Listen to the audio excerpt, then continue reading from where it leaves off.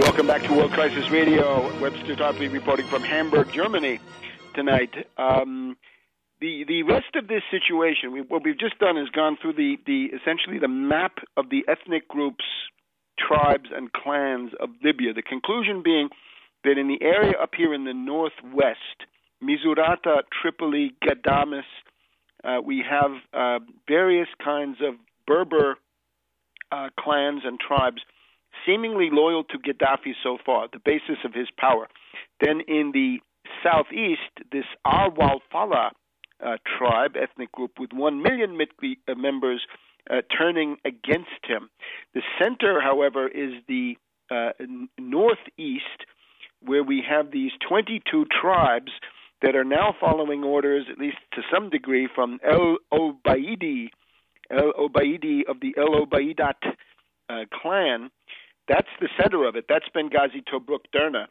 And then even in the southeast, the Al-Zintan clan also rebelling, even though the Al-Zintans were supposed to be allies of the Gaddafi clan there in the northwest. So that's the best guess I can give you from a situation where all the mass media, of course, are lying continuously.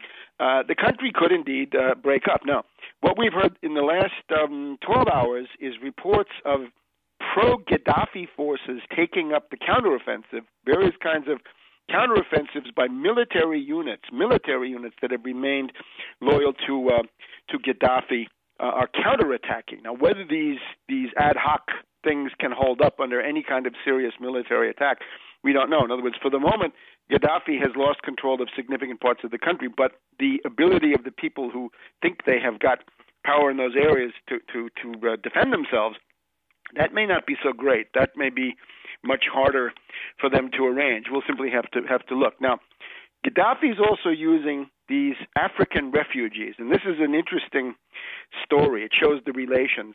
The European Union wanted Libya to be a buffer state. They wanted Libya to essentially be a shock absorber, so that if you have people coming from Chad or Niger or Upper Volta or from Somalia or other places, and trying to get to Libya, because from Libya you can get across the Mediterranean, you can get to Italy, you can go to Greece if you go in a slightly different direction, although that's farther.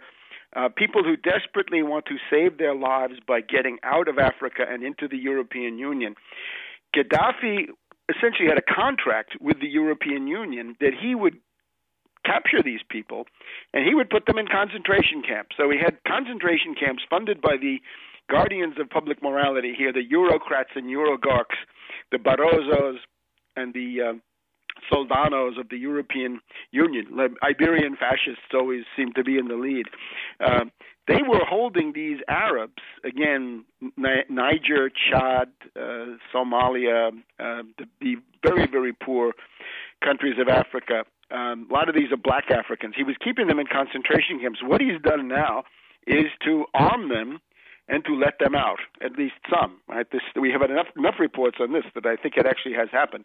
So he's let them come out, and they are now part of. Well, those are his Basij, right? Those are his Baltajis, as we saw in Egypt, and these are obviously very desperate people, not militarily organized, but capable of acts of great desperation. Now, some other complications of this is that in Libya, according to Die Welt of Hamburg, the local paper here, there are 30,000 Chinese workers, engineers, business people, and students in Libya. There is in particular a group of 13,000 Chinese workers, 13,000 Chinese workers at the Libya-Egypt border. They are stranded. So the Chinese embassy in Egypt has sent 50 buses to get these Chinese from Tobruk and to bring them back towards Egypt. And China, interestingly, China has asked Greece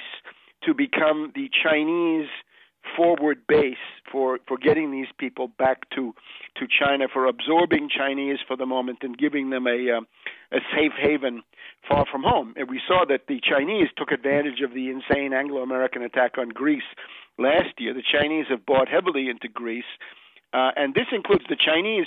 The People's Republic of China is taking responsibility for the Taiwanese, for the Republic of China people. So the mainland is taking responsibility for Formosa and Taiwan, in effect.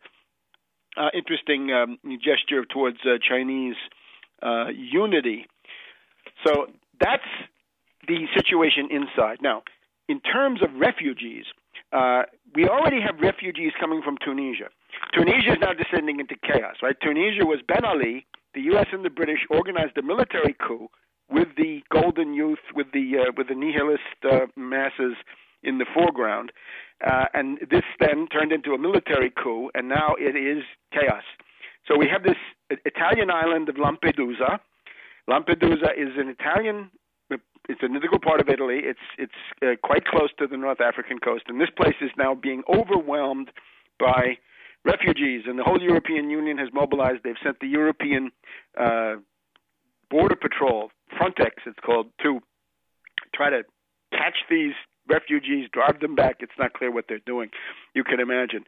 The larger problem is this. We have this morning in Brussels, I guess it is, the meeting of the European ministers where they talk about the extent of the refugees that are now expected. Now, the Italian foreign minister, Franco Frattini, says that it's going to be at least 200,000 to 300,000 immigrants, but it's going to be quite possibly 1.5 million to 2 million refugees. And where will they go? Well, Lampedusa, Sicily, these islands.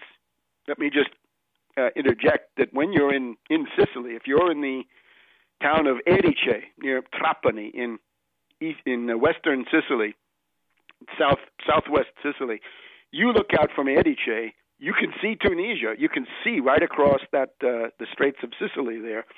So it's not that far. It's visible. Now Libya a little bit further away, but even so.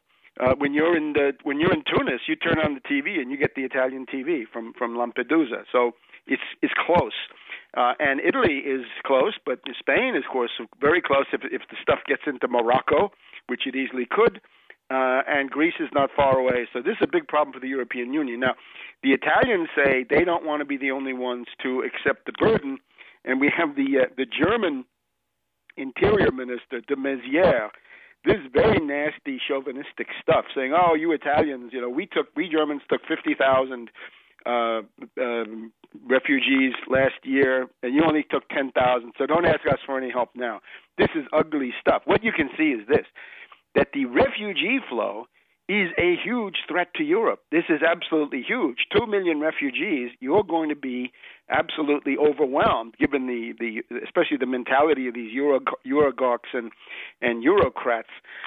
They're going to have a very, very hard time. And what it's going to lead to is a further pressure to break apart the European Union, because the Germans are going to be ugly, the Italians are going to be demanding, the Spanish are going to be demanding, the Greeks, and of course the Northern Europeans are going to say, "Oh, once again, you Southern bums, lazy characters, always problems, nothing but trouble. What do you want from us this time? More money, more money, more money. We're sick and tired." Now, this is absolute folly, okay? Anybody who's interested in civilization, statesmanship, culture, civilization versus barbarism, it would not go along with this. But this is what they're going to do, right? The CDU party of Germany under Merkel. This is quite typical. So it's a huge threat to Europe. You can see now, you destabilize North Africa, you've already taken a giant step towards destabilizing Europe. It is the va-banque. It's the double or nothing, shoot the works for destabilization of the CIA worldwide that we're dealing with.